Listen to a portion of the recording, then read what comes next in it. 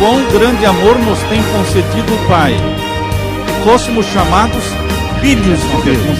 Eu e você temos que responder para nós mesmos: o que farei de Jesus? Chamado o livro de Testemunhos, volume 9, página 189, diz assim: se nos humilhássemos perante o Senhor e fôssemos bondosos, o mexeriqueiro descobre o segredo. Deus dá e Deus cobra, mas Deus não cobra nada que Ele não deu antes.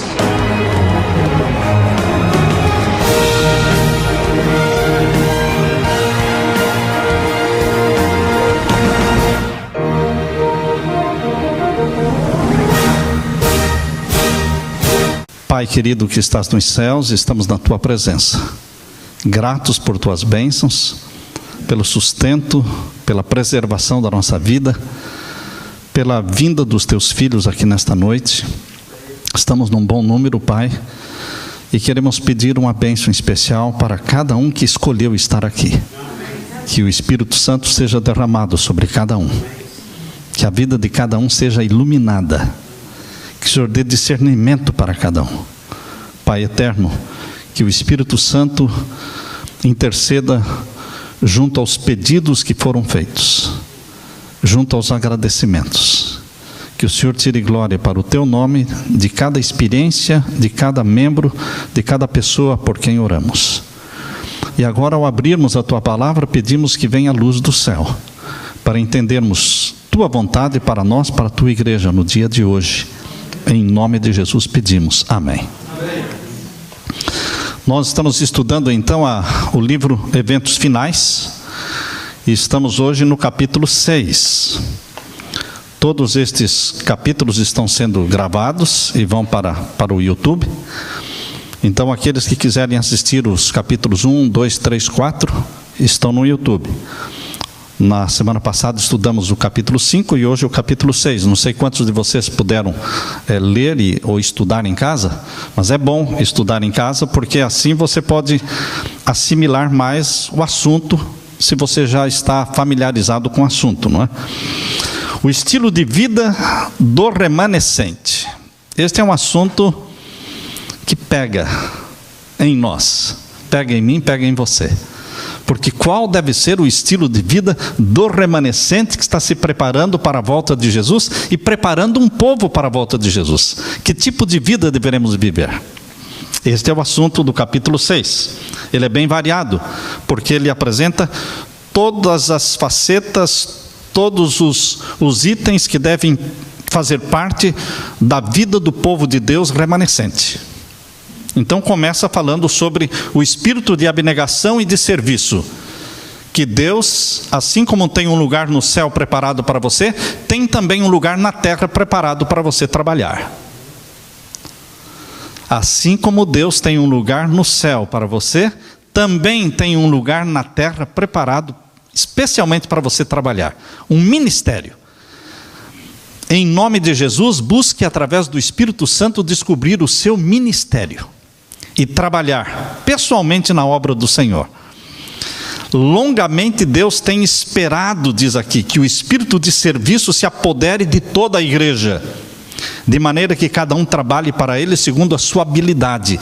Deus dá habilidade para cada um individualmente, e você tem que ter a coragem de pedir a Deus que mostre para você qual é o seu ministério.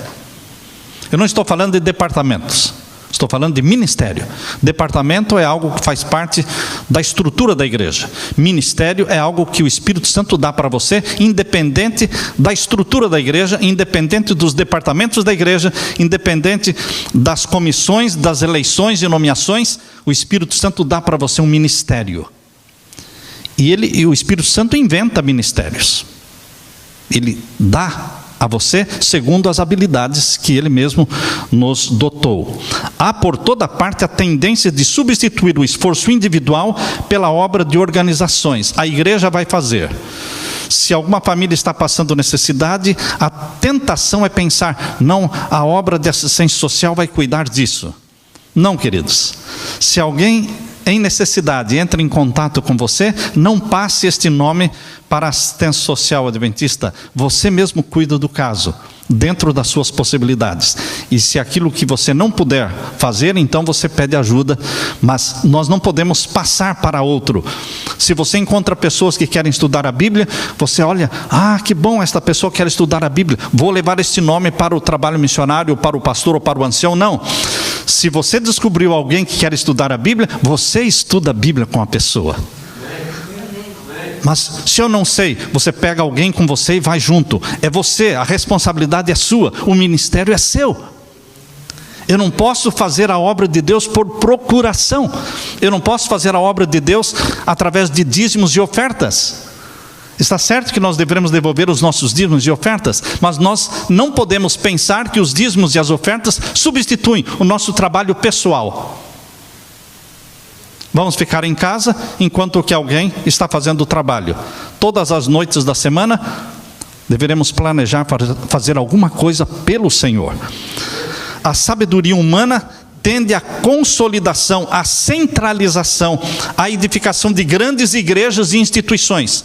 A igreja adventista teve o seu tempo de igrejas bem pobrezinhas, bem fraquinhas, bem feinhas, mas agora, irmãos, a igreja adventista, principalmente no Brasil, entrou numa fase perigosa, que é uma fase de grandes igrejas.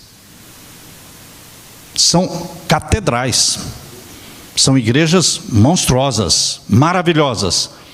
E quanto mais a instituição cresce, maior é a tentação de passar para a igreja a obra pessoal, o ministério pessoal, e ficarmos como Papa Sermões, não é?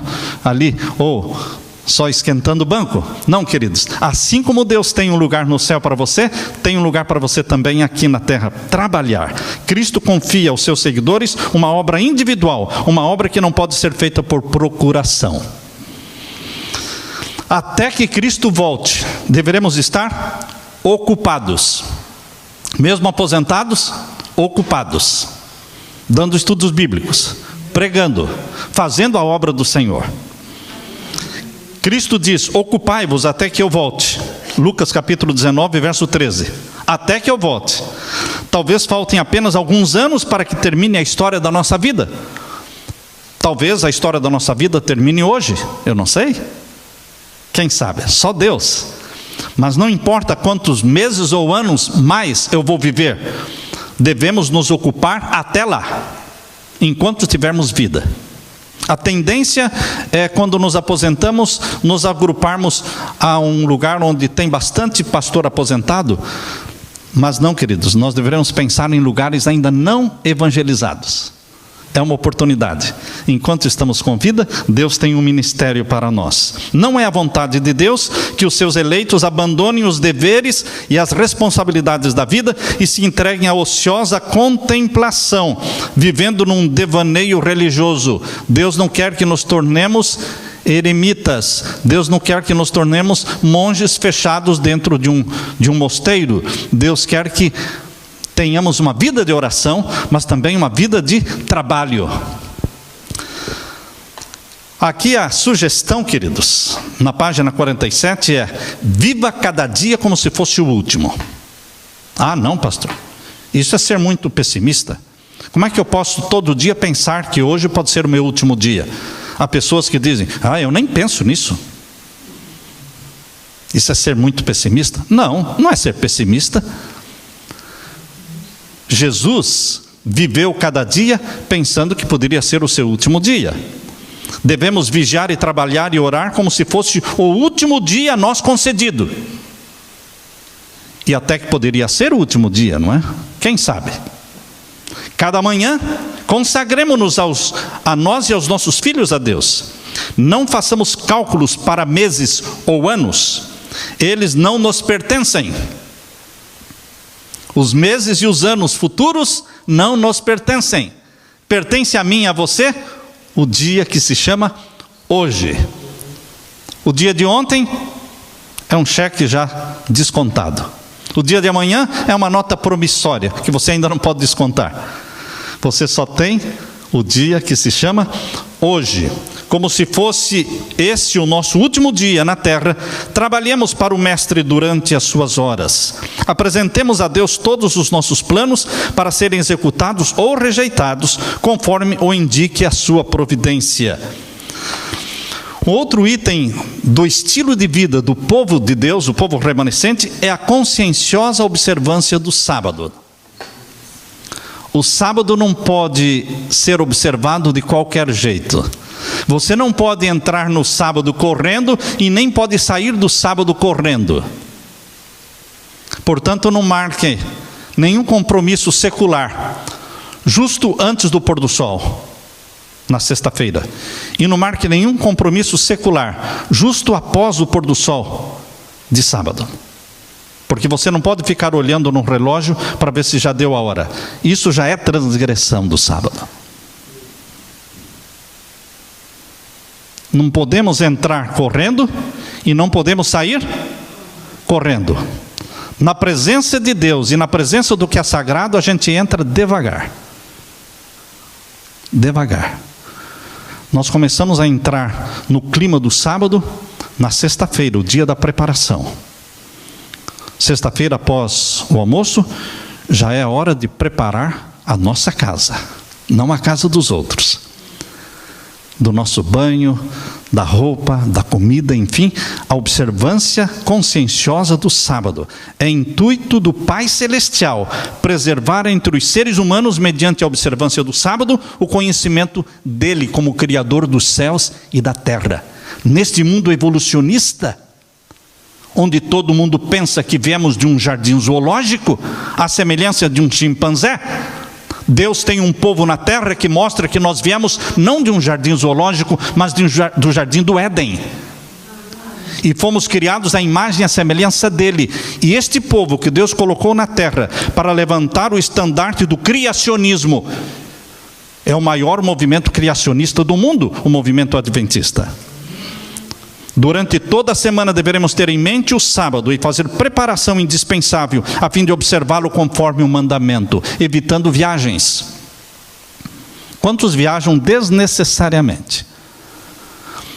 Nunca deveremos planejar chegar no sábado, nunca deveremos planejar sair no sábado de viagem. Nós deveremos planejar chegar antes ou sair depois, não durante as horas do sábado. Durante toda a semana deveremos ter em mente isto: nenhum serviço relacionado aos 6 dias deveria ser deixado para o sábado. Nenhum. A comida que nós vamos comer no sábado deve ser recebida das mãos de Deus na sexta-feira. Êxodo capítulo 16, não é?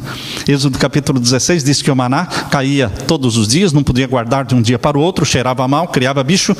Mas a Bíblia diz em Êxodo capítulo 16 que na sexta-feira caía maná em dobro, e não cheirava mal, não criava bicho ao deixá-lo para o sábado. E no sábado não caía nada. Deus provou o desejo dele, o sonho de Deus é ver o seu povo recebendo na sexta-feira a comida de sábado, não precisando ir para restaurantes, porque já recebemos a comida na sexta-feira. Queridos, isso é o que a Bíblia fala. E é o que nós devemos realizar. Devemos atender às necessidades da vida, cuidar dos doentes no sábado. Isto é lícito, fazer o bem no sábado. Suprir as faltas dos necessitados. Não será tido por inocente o que negligenciar e aliviar o sofrimento no sábado. O santo dia de repouso foi feito para o ser humano, e os atos de misericórdia se acham em perfeita harmonia com o espírito do sábado. Deus não deseja que suas criaturas sofram uma hora sequer de dor que possa ser aliviada no sábado ou no outro dia qualquer. Se alguém está doente, deve ser tratado. Mas tudo que eu puder fazer fora do sábado, eu devo fazer. Eu não devo ficar postergando para fazer no sábado. Aqui fala também sobre a fidelidade nos dízimos e nas ofertas. Faz parte do estilo de vida do remanescente a fidelidade nos dízimos e nas ofertas. O dízimo é sagrado, reservado por Deus para si mesmo. E não somente o dízimo, também as ofertas. Nunca os nossos dízimos devem vir sem estarem acompanhados pelas ofertas, porque a nossa oferta deve ser em porcentagem. Assim como o dízimo tem uma porcentagem, 10%, assim a nossa oferta também deve ter uma porcentagem. Você escolhe qual é a porcentagem, mas você não escolhe se fará um pacto de porcentagem ou não. Isso não é opcional. O sistema de Deus para dízimo é porcentagem, o sistema de Deus para oferta é porcentagem. A diferença é que o dízimo Deus estabelece qual é a porcentagem, 10%. E a oferta, Deus deixa que você estabeleça qual é a sua porcentagem. 4, 5, 6, 7, 8%, quanto você quiser, de coração. Mas deve ser uma porcentagem que acompanhe as bênçãos.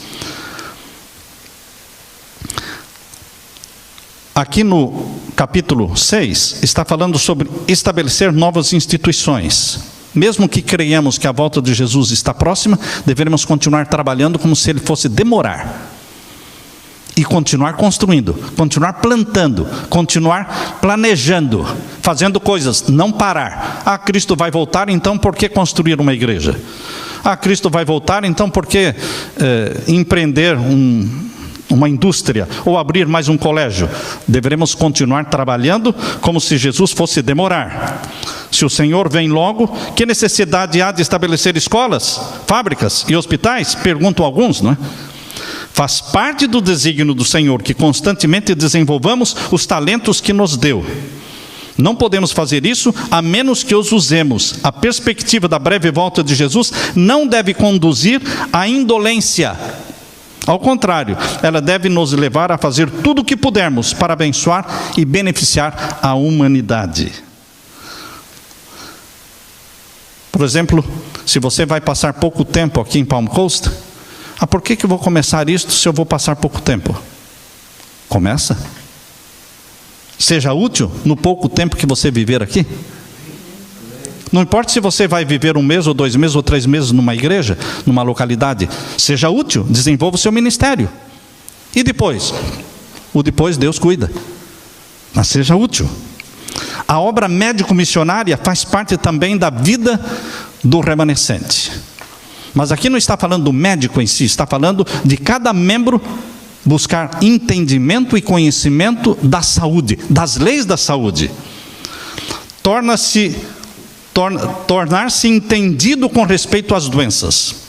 Quais as causas das doenças e a maneira de evitar estas doenças e adquirir a cura. Isto é possível lendo os livros da saúde. Existe o livro Conselho sobre Regime Alimentar, existe o livro Conselho sobre Saúde, existe o livro Ciência do Bom Viver, existe o livro Medicina e Salvação, existe o livro Temperança, todos 5 livros, bons livros. E o clássico é o Ciência do Bom Viver, o clássico da saúde. Nós devemos ler, grifar e praticar estes ensinamentos. O povo de Deus dará valor à saúde. Nós, como povo de Deus, entendemos que o nosso corpo é templo do Espírito Santo.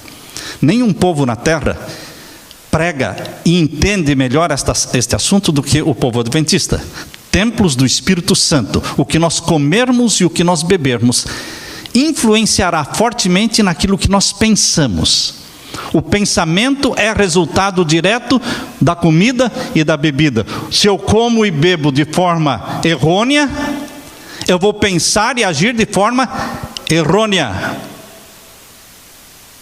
Por isso, queridos, eu procuro cuidar da saúde.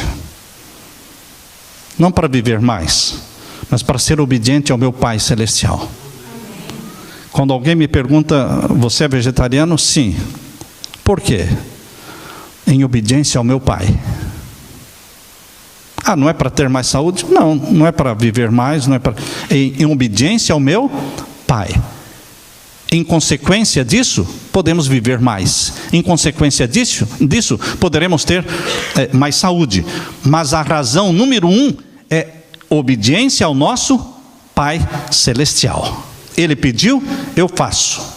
Existe uma explicação científica ou não, eu pratico em obediência ao meu Pai Celestial. Fazer a vontade do nosso Pai. E aqui diz... Foi-me mostrado que a reforma da saúde faz parte da mensagem do terceiro anjo. Nem se prega a mensagem do terceiro anjo e nem se prega a mensagem da saúde. Porque as duas estão esquecidas, já perceberam? Aliás, queridos, a lição da semana que nós estamos estudando, o título é As 3 Mensagens Angélicas. É bom estudar. Mas percebam que o autor gastou domingo, segunda, terça e quarta para falar da primeira. Só tem amanhã para falar da segunda e da terceira. Porque na sexta eles não falam nada, né? Na sexta é somente um comentáriozinho pequeno.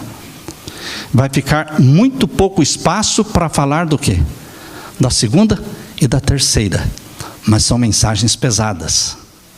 Nós deveremos explorar bastante a segunda e a terceira mensagem angélica. Porque aqui diz, foi-me mostrado que a reforma da saúde faz parte da qual mensagem? Da mensagem do terceiro anjo. Chá, café, fumo e álcool precisam ser apresentados como transigências pecaminosas. Alguém pode estar pensando, bom, ainda bem que o meu é decaf. Ainda bem que eu uso descafeinado. Queridos, o decaf ou descafeinado tem cafeína, tem menos cafeína, mas tem. Uma pessoa que veio passar uma semana na nossa casa e trouxe o cafezinho descafeinado dela, então nós pedimos, não é, para não usar, e essa pessoa não usou e sentiu dores de cabeça por 5 dias, e era descafeinado. Vicia, cria dependência, e Deus está dizendo que o chá, falando do chá preto, que não está falando do chá do capim-limão, nem do chá de erva doce, irmãos. Aqui está falando do chá preto, chá da Índia, conhecido muito. Este tipo de chá, café, fumo e álcool, devem ser apresentados como transigências pecaminosas. Não podemos pôr a carne, os ovos e a manteiga e o queijo no mesmo nível do café, do fumo, do álcool, porque não estão no mesmo nível. Chá, café, fumo e álcool são pecaminosos. A carne, ovos e manteiga e queijo não são pecaminosos, mas deveriam ser deixados também. Mas não podemos colocar como estando no mesmo nível que Deus está falando aqui. Estes, a carne, os ovos, a manteiga e o queijo, estes não devem ser postos na frente como tema principal da nossa obra. Os primeiros mencionados, chá, café, fumo, cerveja, vinho e todas as bebidas alcoólicas, não devem ser ingeridos moderadamente, mas completamente rejeitados.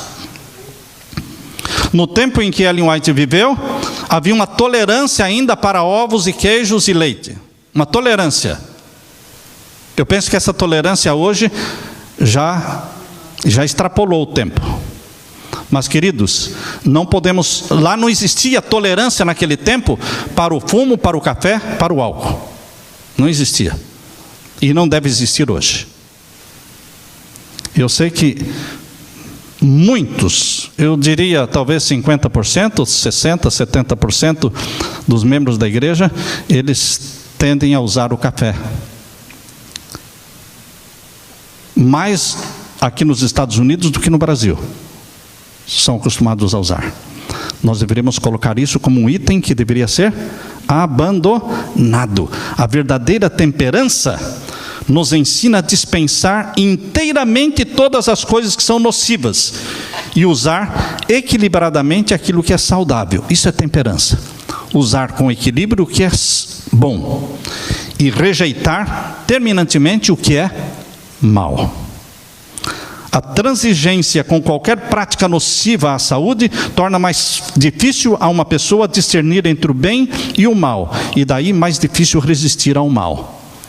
Quando nós não somos temperantes no comer e no beber, nós não conseguimos discernir o mal e o bem. Não conseguimos nem mesmo entender a verdade de Deus completa.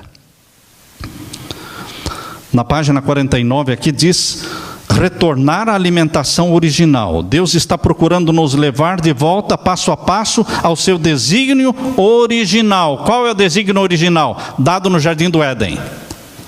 Está em Gênesis capítulo 1, verso 29. Vamos ler? Esse é o desígnio original de Deus. Gênesis 1, 29.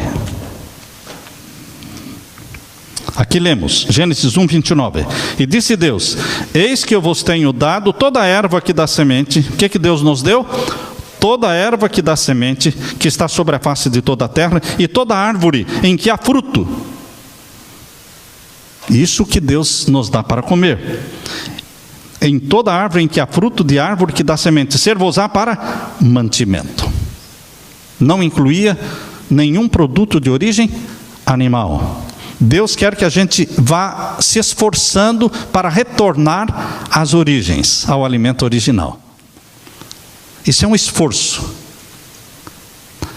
Entre os que estão aguardando a vinda do Senhor, deve a alimentação cárnea ser finalmente abandonada.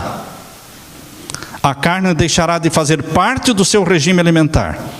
Devemos ter isso em mente e procurar agir firmemente nesse sentido. Principalmente nós, pastores, principalmente nós, líderes da igreja, anciãos, deveríamos dar o exemplo em obedecer à reforma da saúde para influenciar positivamente as pessoas nesta área. Porque faz parte do povo de Deus, faz parte do estilo de vida do remanescente. E aqui diz, devem ser vistas maiores reformas entre o povo que pretende estar aguardando o breve aparecimento de Cristo. A reforma de saúde deve realizar uma obra entre o nosso povo que ela ainda não realizou. Isso ela escreveu em 1902. Em 1902 ela disse, a obra da reforma da saúde deve realizar algo que ainda não realizou. Será que hoje, em 2013, já realizou? Será que a reforma de saúde conseguiu realizar a obra? Ainda não, irmãos. Há os que devem estar atentos para o perigo de comer carne, pois ainda estão ingerindo carne de animais, arriscando assim a saúde física, mental e espiritual. Muitos que agora estão apenas meio convertidos no tocante à questão de comer carne, se afastarão do povo de Deus para não mais andar com ele. Foi escrito em 1902, 27 de maio. Ah, mas eu não estou convencido. Você está orando sobre isso? Você está orando, pedindo a Deus, Senhor, me convença. Eu te autorizo de fazer esta obra em mim, me convencer de deixar de usar os alimentos carnes. Eu te autorizo a tirar esse gosto que eu tenho pela carne, ou pelo café, ou enfim, qualquer coisa, irmãos, qualquer coisa. Se você autoriza o Espírito Santo a agir em você, ele agirá, e ele tira. Eu ouço a experiência de pessoas que fumavam, fumantes, viciados, e eles então, quando autorizaram, impediram e clamaram, o Espírito Santo simplesmente tirou a vontade. Deixaram de ter a vontade, apetite por aquilo. Este milagre ocorre com relação ao cigarro, com relação ao álcool, com relação ao café e com relação à carne, qualquer coisa. Se nós autorizarmos, o Espírito Santo agirá na nossa vida e fará algo maravilhoso, mas ele precisa do nosso consentimento. Temos que pedir, temos que clamar a Deus. Aqui fala também sobre a vida de jejum do remanescente. Interessante que Deus fala através da sua serva que o verdadeiro jejum, que deve ser recomendado a todos, é a abstinência. Vejam aqui, o verdadeiro jejum que deve ser recomendado a todos é a abstinência de qualquer espécie estimulante de alimento e o uso apropriado de alimento saudável e simples que Deus proveu em abundância. Vocês perceberam qual é o jejum que Deus está recomendando ao povo remanescente? A abstinência de qualquer espécie estimulante de alimento, mas o uso apropriado de alimento saudável e simples faz parte do jejum. Comer saudável também é jejum. Você já pensou nisso? Que também é jejum se alimentar de uma forma saudável, com frutas, com verduras? Porque muitos pensam que jejum é somente se abster totalmente de qualquer tipo de alimento por 24 horas. E se você passar por 24 horas comendo só frutas, também é jejum. Isso é o que está falando aqui, na página 50. Pode não ser requerida completa abstinência de alimento, mas devem comer moderadamente do alimento mais simples. Isso está no Conselho sobre o Regime Alimentar, página 188. Faz parte do estilo de vida do povo de Deus o culto familiar, de manhã e à noite. Diz aqui à noitinha e pela manhã. Una-se com os filhos no culto de Deus. Se o pai não estiver presente, a mãe ocupa o lugar do sacerdote para realizar o culto da família. Quando um capítulo for muito comprido, leia só um pedacinho do capítulo. Não se deve fazer um culto longo e nem orações longas, tornando o culto enfadonho, deixando que a pessoa pense, quando termina, ainda bem que acabou. Estragou o culto. Estragou. Isso mesmo. Isso mesmo. Tá certo. Então, queridos, obrigar-nos por contratos, falando sobre associação com o mundo, irmãos. Associação com o mundo. Não fazer contratos ou sociedades comerciais com pessoas que não pertencem à nossa fé. Se você está pensando se deve fazer uma sociedade ou não, não é para fazer uma sociedade com quem não pertence à mesma fé. Mas não deveremos nos isolar do mundo. Devemos nos unir às outras pessoas, uma vez que não sacrifiquemos os princípios. Temos que nos aproximar das pessoas que queremos salvar. Por isso, quando você é convidado para um aniversário, você vai, porque é uma maneira de você testemunhar. Você deve planejar, se associar, se aproximar de pessoas que não pertencem à sua fé, mas mantenha os princípios. É isso que Paulo dizia: eu me faço de romano com os romanos, eu me faço de judeu com os judeus, para ganhar o maior número possível. Aqui fala também da recreação aprovada por Deus. A recreação aprovada por Deus é a recreação que tem o propósito de usar as energias físicas e mentais para a glória de Deus. Correr, suar, isso faz bem. Mas jogos de baralho, jogos como de xadrez, que exige 3, 4, 5, 6, 7 horas o dia todo para um jogo de xadrez, isso é estressante. Recreação é quando você corre, você força o seu corpo a respirar, a transpirar. Isso é uma recreação saudável. Mas devemos ter cuidado com os jogos. Eu percebo que muitos não veem o mal no uso das cartas de baralho. Não estamos jogando a dinheiro. Não é questão de jogar a dinheiro ou não. A questão, a maldição está nas cartas. As cartas são amaldiçoadas. As cartas do baralho são ridicularizações ao cristianismo, a Jesus. Todas as cartas de baralho têm significados ocultos. A música faz parte da vida do povo de Deus. Mas que música faz parte da vida do povo de Deus? A música faz parte do culto a Deus. Nas cortes celestiais devemos esforçar-nos em nossos cânticos de louvor. Quanto você canta por dia? A sua vida é uma vida de louvor? Quantas músicas de louvor você canta por dia? Faça um cálculo. Porque há pessoas que não cantam nada. Outros também querem passar cantando o dia todo.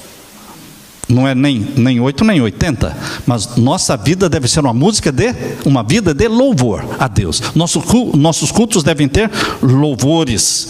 O cântico, como parte do culto religioso, é um ato de adoração, tanto como a prece. O emprego de instrumentos musicais é aconselhável.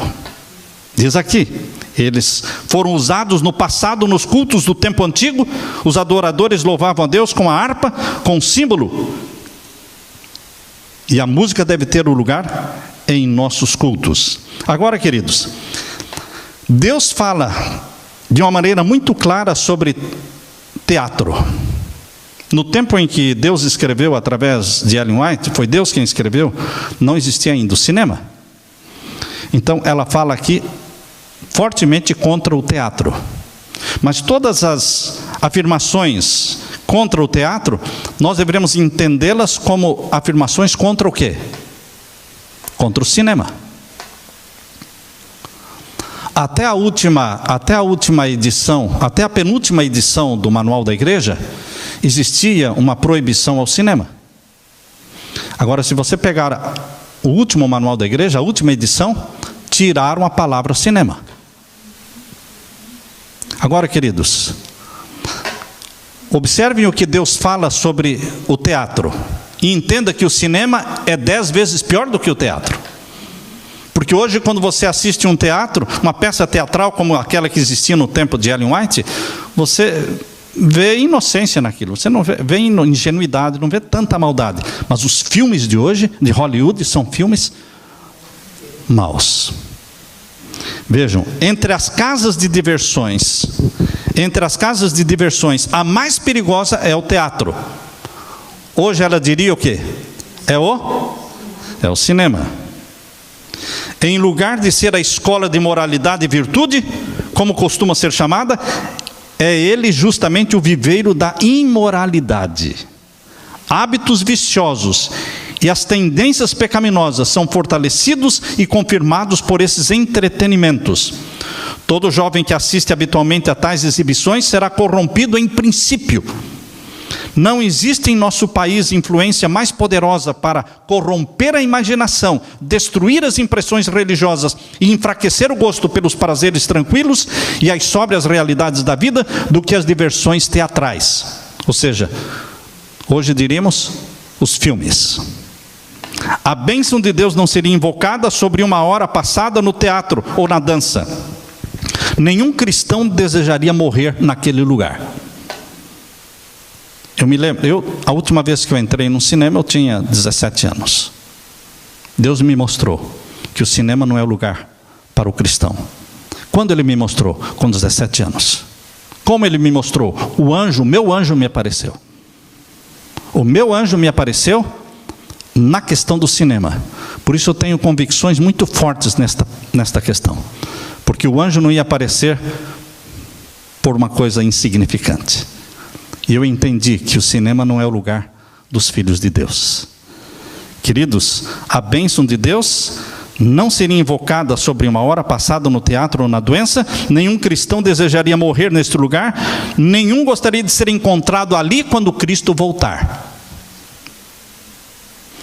Sobre vestuário e adorno.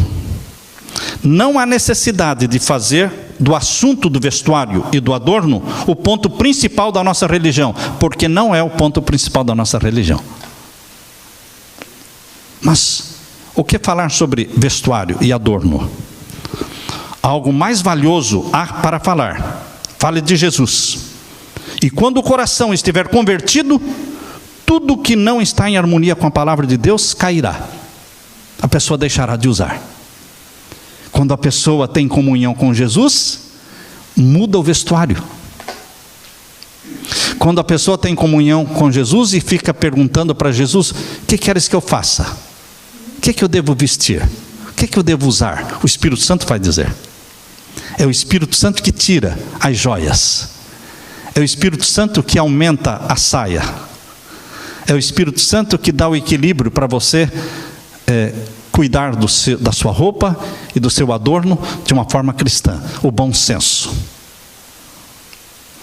Quando nós queremos tirar na marra, podemos tirar por fora, mas fica no coração.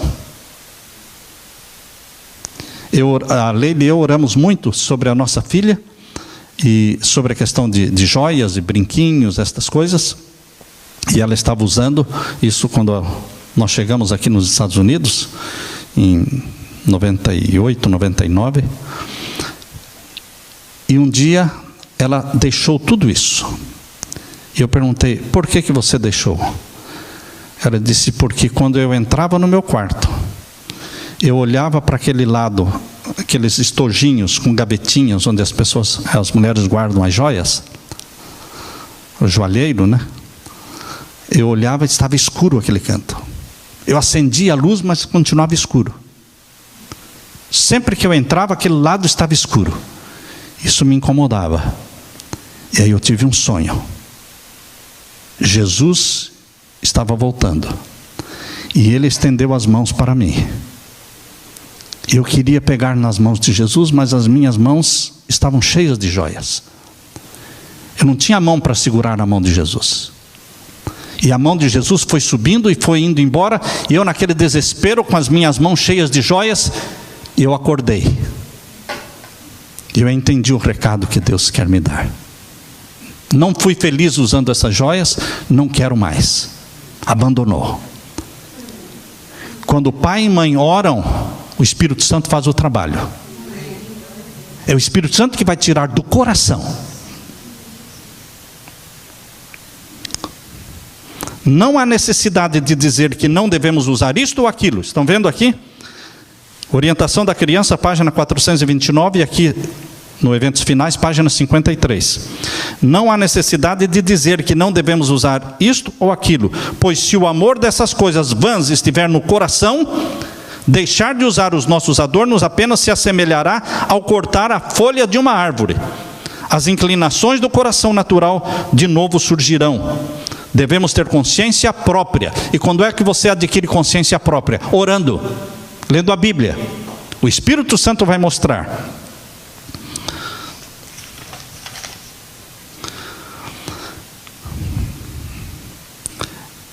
Nós queremos agora falar, irmãos, sobre o remédio natural que Deus criou. Eu quero ler aqui para vocês agora. Eu pulei esta parte. E aqui na página 49 diz assim: ar puro, luz solar, abstinência, repouso, exercício, alimentação conveniente, uso de água e confiança no poder divino. Eis os verdadeiros remédios. Em vez de ficarmos correndo atrás de comprimidos e antibióticos, isto ou aquilo, queridos, eu penso que existe lugar para remédios. Existem momentos em que você tem que usar, mas o que Deus quer é que nós pratiquemos estes 8 remédios que Ele deixou para nós de forma gratuita, que é o ar puro, respirar diariamente e muitas vezes usando toda a capacidade do nosso pulmão. Para você poder respirar usando toda a capacidade do seu pulmão, você tem que se forçar a fazer isso. Você tem que correr, você tem que andar acelerado para poder forçar, respirar profundo, usando toda a capacidade do pulmão. Luz solar, expor-se ao sol. Pouco por dia, mas tem que se expor. Principalmente o sol da manhã. Eu li uma estatística que diz que os homens de Boston têm mais câncer de próstata do que os homens da Califórnia. Razão? Porque os homens da Califórnia tomam mais sol. Uma razão simples. Nós diríamos que aqui na Flórida também é possível ter menos câncer de próstata do que em Boston. Por quê? Aqui temos mais sol. Então, ar puro e luz solar. Abstinência. O que é abstinência? Abster-se daquilo que é prejudicial, como fumo, álcool, drogas, café. Repouso, 8 horas por dia. 8 horas por noite, melhor, não é? 8 horas por noite, repouso. Exercício, andar pelo menos 1 hora por dia. Você pode andar mais, não menos, pelo menos 1 hora. E andar de forma que acelere e que force a transpiração.